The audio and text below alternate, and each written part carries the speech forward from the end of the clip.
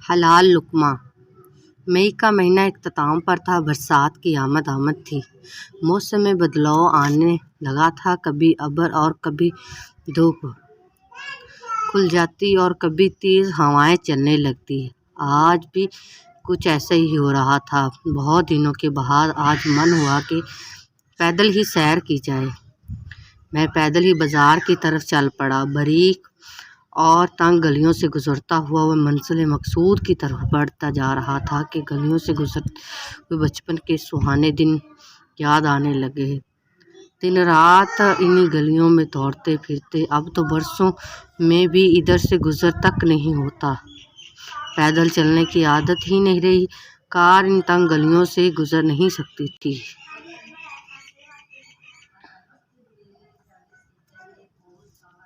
سوچا بازار تک آ ہی گیا ہوں تو کیوں نہ برکت علی قیمے والے کا مشہور معروف قیمہ نان نوش فرمایا جائے۔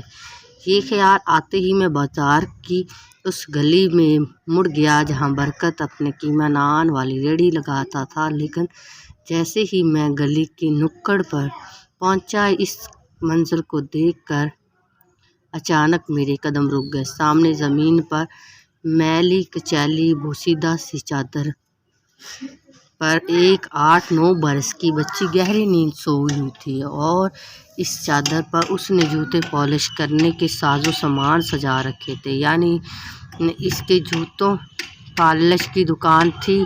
مجھے اس بچی پر بڑا ترس آیا۔ معصوم سی صورت، بکھرے ہوئے بال جس پر سڑک سے اڑ کر دھول جم گئی تھی۔ میں خاموشی سے وہاں کھڑا رہا اور اس کے جاگنے کا انتظار کرنے لگا۔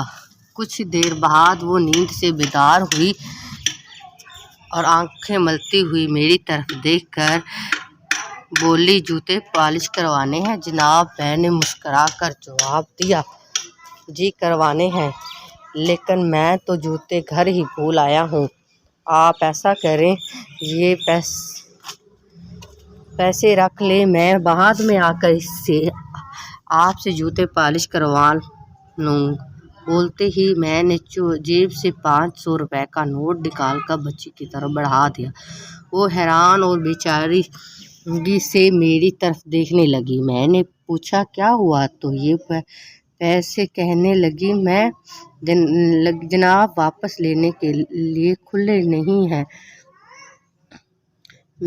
ہیں میرے پاس۔ میں نے ہنستے ہوئے کہا، کوئی بات نہیں، رکھ لو۔ کہنے لگی، پالش کی اتنی اجرت نہیں بنتی جناب۔ میں نے کہا، تو کیا ہوا، یوں ہی رکھ لو۔ کہنے لگی، یوں ہی کیسے رکھ لوں؟ لو جناب، ابھی تو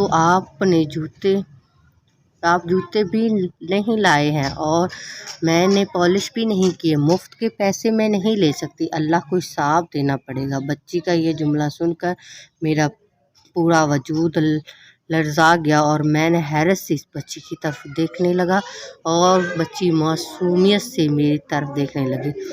مجھے افسوس ہوتا ہے اس سفید پوش حکمرانوں پر، جن کے پاس پہلے سے حرام کی کافی کمائی ہونے کے باوجود بھی عوام کے حق کا لاکھوں کروڑوں ایسے ہی ہضم کیے جاتے ہیں۔ انہوں نے خدا کا خوف تو دور احساس تک نہیں ہوتا، اور یہاں ایک غریب بدحال بچی جو حلال روزی کماتی ہے اور جس کو کبھی 2 وقت کا کھانا بھی صحیح ڈھنگ سے میسر نہ ہوگا، اے اللہ کے سامنے جواب دہ ہونے اور حساب کتاب دینے کا کتنا خوف و ڈر ہے۔ خیر، افسوس کرنے کا فائدہ نہیں ہے، شاید یہ لقمے کا فرق ہے۔ اگر ویڈیو پسند آئی تو چینل کو سبسکرائب کر دیں۔ ختم شد۔ Thanks for watching. اپنا بہت خیال رکھیے گا، دعاؤں میں یاد رکھیے گا۔ اللہ حافظ۔ Best of luck. Thanks for watching. Kindly subscribe my channels. Goodbye. Bye bye.